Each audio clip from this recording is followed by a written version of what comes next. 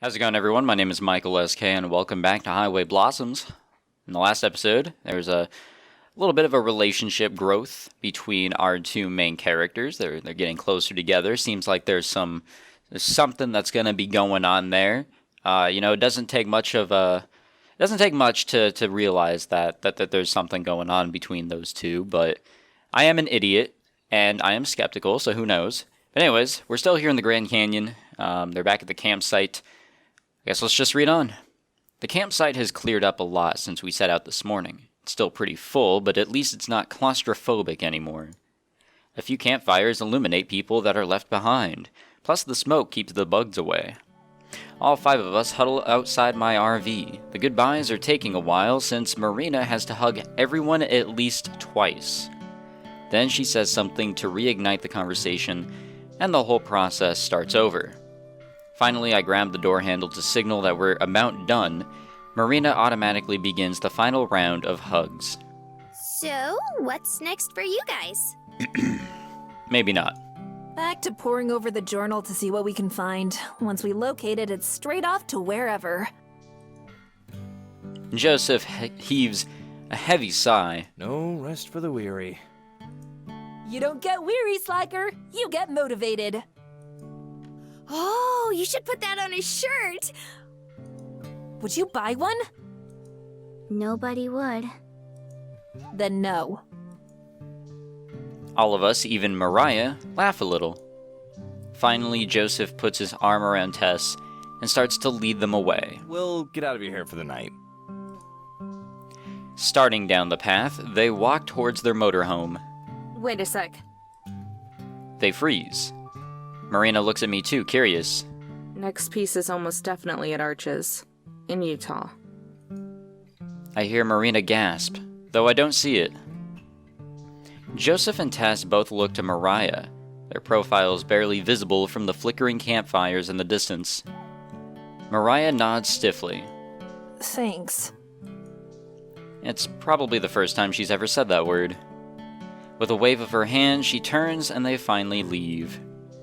Marina and I both watch until they vanish out of excuse me, I'm dying. Until they vanish out of sight. Then Marina squeals. I'm so proud of you, Amber! And shocked! That was super nice of you! Wasn't much. This one's pretty easy to figure out when you take the time. I'd probably save them half an hour at best. Still, it's the thought that counts. I mean, they could have traveled to the wrong place. Why'd you do it, though? Someone's gotta take care of them after all. I look away, pretending to scratch an itch on my cheek. They're not that bad. Back on the road, it seems. The solemn loneliness of the open road extends far past my headlights and into the dark. A cool wind breezes through the cracked window and tosses around our hair as a jazzy experimental track crackles through the speakers. With each horn screech, Marina sinks further into her seat. She looks miserable. Do you want me to turn down the music a little? Oh, no, I'm fine. It's not bothering me.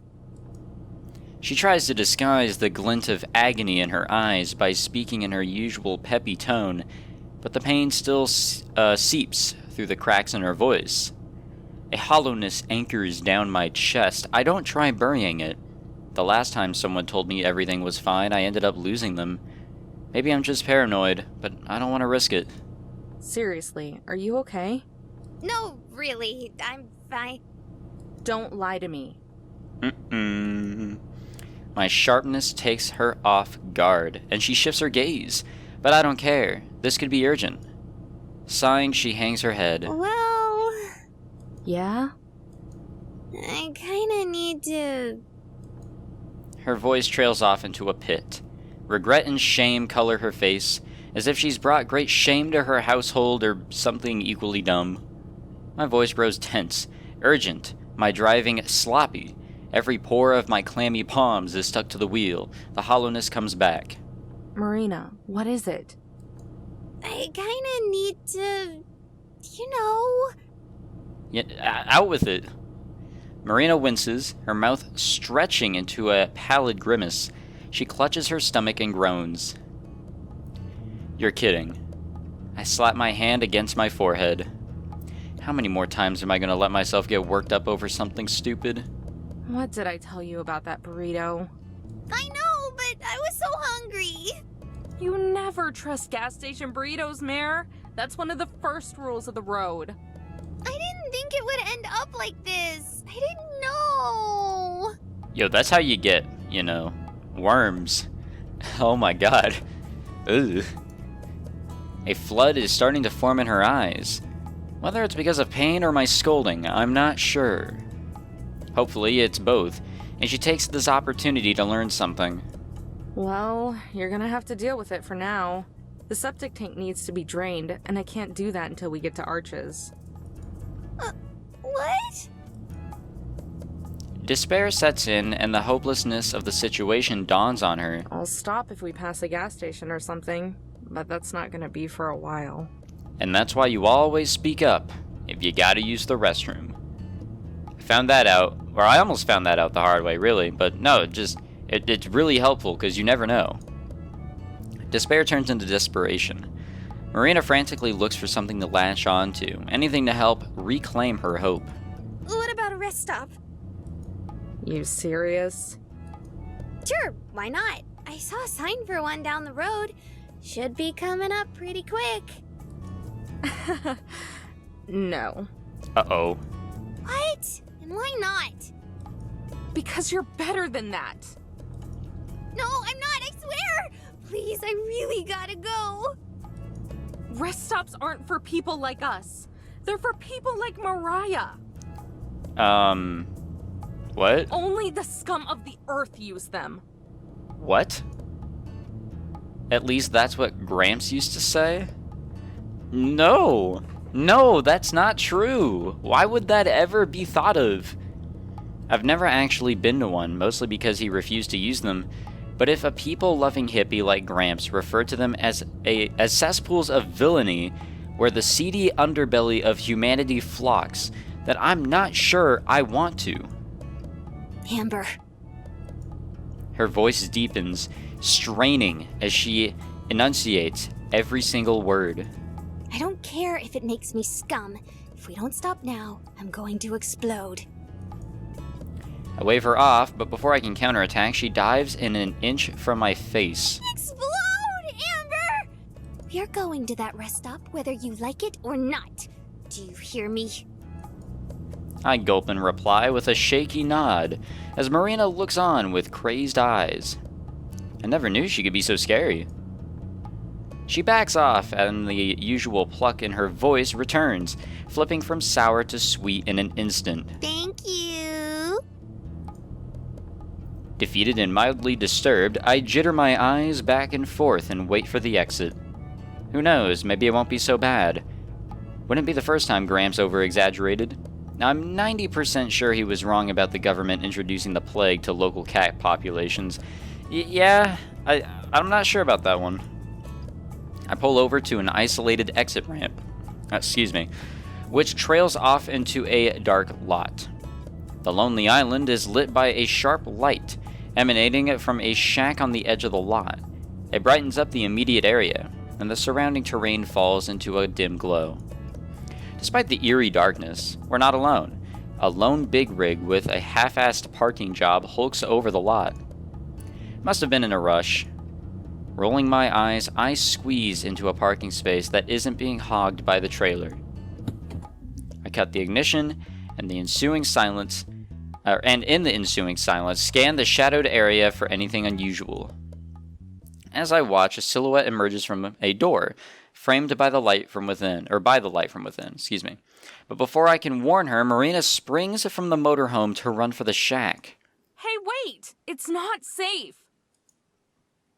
Without pulling the key from the dash, I launch out the door and after Marina. Why the hell do we always end up running? The figure towers in the entranceway. Kicking up gravel, I screech to a standstill right behind Marina. Marina keeps jogging in place, unable to distract herself from the inevitable any other way. As my eyes adjust, his features materialize. He stares at us for an uncomfortable period of time, the bill on his unwashed baseball cap masking his eyebrows. making his stoic expression even harder to read. The woman's bathroom is closed. Yikes. He points to a paper taped to the door, the words out of order scribbled in marker. I checked. His scratchy voice rings with a slight twang. Dried food stains sit splattered on his tank top, his flannel unable to conceal the ripe stench. I have to force myself not to look away. I can't hold it anymore! What do we do? What do we do? What do we do? What do we do? What do we do? Relax. Just use the guy's bathroom. What? Is that even legal? Dunno. Probably. Just use it. I'll keep watch. The man interjects, his eyes still fixated on us. Don't worry. I wasn't too bad this time. It should be cleared out. Jesus Christ. A disgusted groan slips out of me. I'm going to pretend I didn't hear that. Well, if you say so. Without a second of hesitation, Marina races past the man and into the restroom. Her voice echoes from within. Whoa! Is that a trough? I thought they were just a myth! Yikes. I look at the man and shrug while awkwardly laughing off Marina's comment. Why is he still here? So, is that your truck? His serious expression morphs into a wide grin, showing off his sickly yellow teeth, each about as cracked as decaying as the walls. Wiping his nose with the back of his hand, he leans up against a soda machine. Why, yes, actually. Yes, it is. He deepens his voice, letting the tone sway up and down. I can't tell if he's trying to be cool, seductive, charming, or just has a case of vertigo. Either way, I don't think it has quite the effect he's going for. Well, actually, the trailer belongs to the company I work for. Actually, how do you F up that word so bad? But the truck? That's 0 to 60 miles an hour in 10 seconds? That's all me, sweetheart. He looks at me straight in the eyes, emphasizing sweetheart, and I struggle to keep down the bile climbing up my throat. Oh, that's nice. It's very, I try to think of a compliment. Something that will take the conversation somewhere else. Anywhere but here. Or there. It's very red. Nailed it. Red on the outside, sure. But I promise you, that interior is pure white. What are you implying, sir? He winks. If not for Marina, I would have driven off screaming into the night by now. I'm gonna have to take a shower once we get to Arches. In fact, He isn't stopping? Why isn't he stopping? maybe you and your little friend want to see why they call it Ma. He slams his elbow against the soda machine. Nothing happens. Cursing under his breath, he does it again with more force. This time a can tumbles down, the momentum sending it rolling out of the cache and across the asphalt. Pickup truck? What the fuck, dude? That's Marina, weird. Are you almost done? Almost! You were right about rest stops, Gramps. Why didn't I listen? So how about it? Presented with the option to feign ignorance or bash his head against the wall, I choose to feign ignorance, but only by a smidge. For Marina's sake. Golly, mister. We really appreciate the offer, but we already have a set of wheels. Please let that work. I understand. Thank God it worked. Thank God. The trucker sighs and wipes the sweat from his brow. Besides, I'm pretty busy as is. After I finish this run, I'ma find myself some treasure. Oh no. Treasure? Yeah, you know, that gold that miner left lying around. It's all over the radio.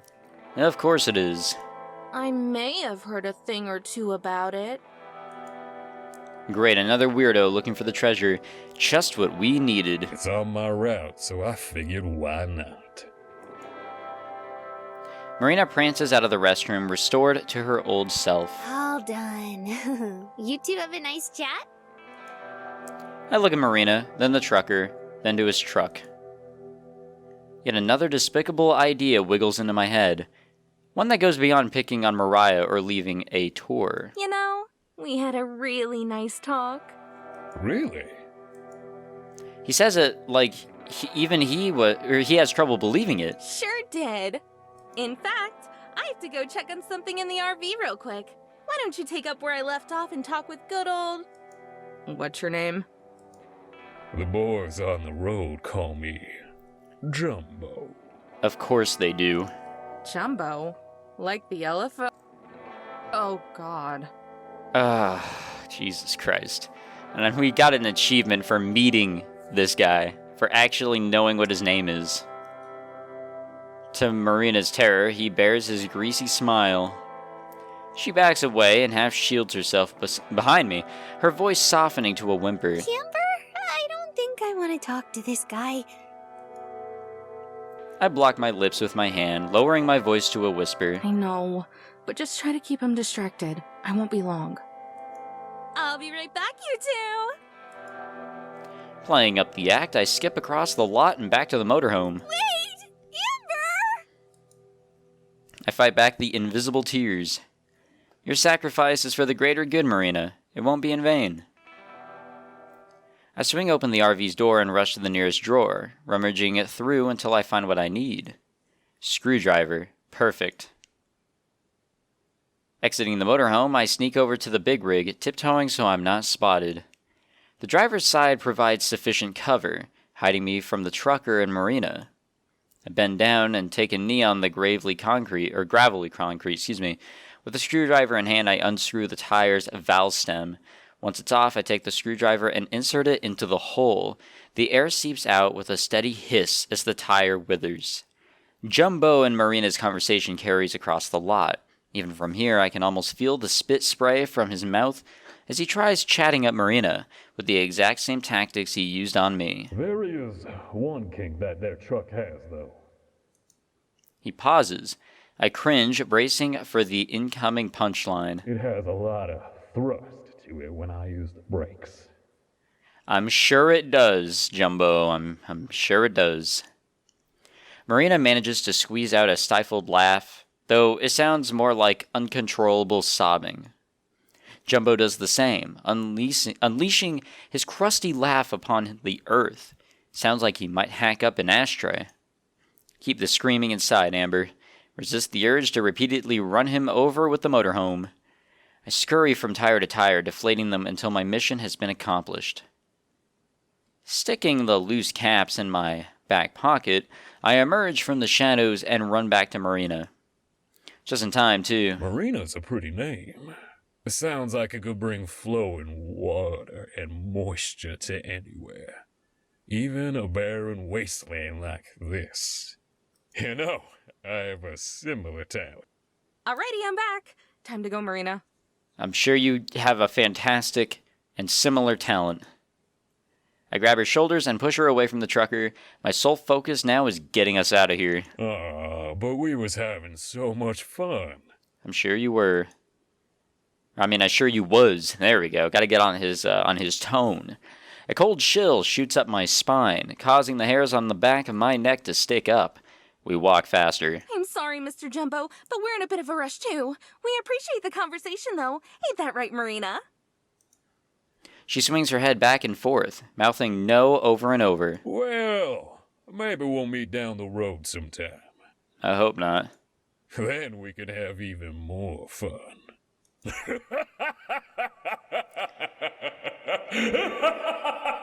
Okay, game. Okay. I still don't feel completely terrible about rest stops. That was just one creepy dude. He starts laughing again.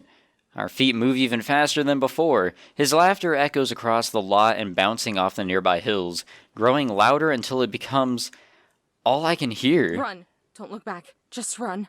I'm trying, Amber! I push her harder. Our feet finally pick up enough momentum, and we scramble for the motorhome, cackling now sounding closer than ever. Marina reaches the RV first and leaps inside, immediately twisting to lock her door. I jump in next, without bothering to clip in my seatbelt or even check the rear. The engine roars to life and I slam on the gas pedal, leaving a plume of exhaust behind as we screech onto the road.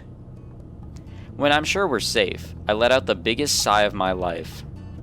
Gravity is lighter, the air conditioning is fresher. Life is a gift. A hard force repeatedly hits my shoulder, shattering my zen-like appreciation for existence. Stop leaving me with weirdos! Marina swings one last punch. This one hits the hardest. Jerk! Sheesh, that hurts.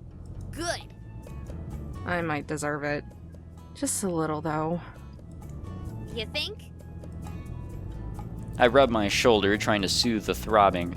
She packs a surprisingly hard punch for such a tiny girl. Marina flings herself back into her seat and pouts. Why did you even leave anyway? He said he was after the treasure, so I decided to conduct some secret ops. Grinning, I dig into my back pocket and pull out the caps. It takes a few seconds for Marina to register what I've done, but when she does, she joins me with a goofy grin of her own. You're so sneaky, Amber. I'm glad she's actually not upset like this, because I do know that Marina has that innocence to her. So, I didn't think she'd be on board with that, but he was really creepy. I toss the caps out the window and take a sip of my coffee. It's cold now, but drinking it has never felt more satisfying. But, Amber, Hmm? can we never go to a rest stop again? You know what? That's okay. And apparently we are cycling to the next day, which is also okay. What an interesting experience with a fictional character. They just really did it to old Jumbo. We ended up spending the night in a department store parking lot. There were plenty of rest stops, but those are off the table permanently. Like usual, I woke up pretty early and got us on the road again. Even after waking up briefly, Marina passed back out until we were already in Moab. Moab's the quintessential, outdoorsy town. It's built alongside the Colorado River, winding through a canyon. Every other store sells rafting supplies or hiking gear or camping equipment. Even some of the houses are made to look like log cabins. Log cabins and other rustic architecture. You can see tall forested mountains from any part of town, but it's not entirely out of the desert either. It's the time of morning where most people are on their way to work. There's a disgustingly large amount of traffic. It's obvious why. Shovels and pickaxes stick out of truck beds and cracked windows like porcupine quills. At a glance, I'd say 3/4 of the people contributing to our glacial pace are prospectors, which means I don't have any room to complain. After watching the next light change 3 times, but still not reaching it myself, I sigh and pull into a nearby diner. At first, I was just planning to grab some coffee and a bagel, and something for when Marina wakes up. But with her trademark perfect timing, I hear her climb out of bed right as I turn off the RV. We there? Is this Arch's? She stumbles up to the front, still looking mostly asleep. I don't know how she can still be tired. She must have gotten 10 hours. Close. We're in Moab. Arches is still a few miles up the road. Oh, why'd we stop? 'Cause I'm hungry, and traffic's practically stalled. It could be lunchtime before we get there. You were just gonna eat without me? Even through her grogginess, she sounds shocked and offended. Excuse me there, guys. I was gonna grab you something to go, but I will eat without you if you don't get ready fast. Meanie.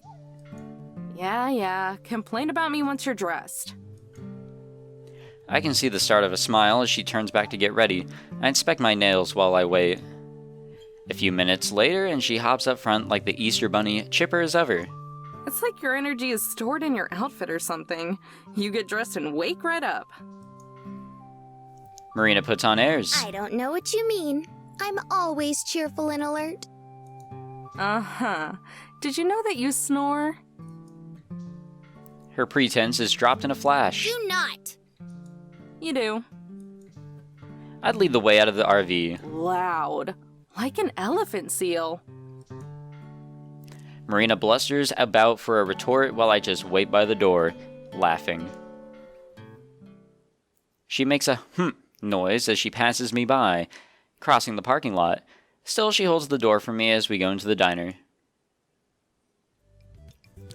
Alright, so this is where we're going to end this one.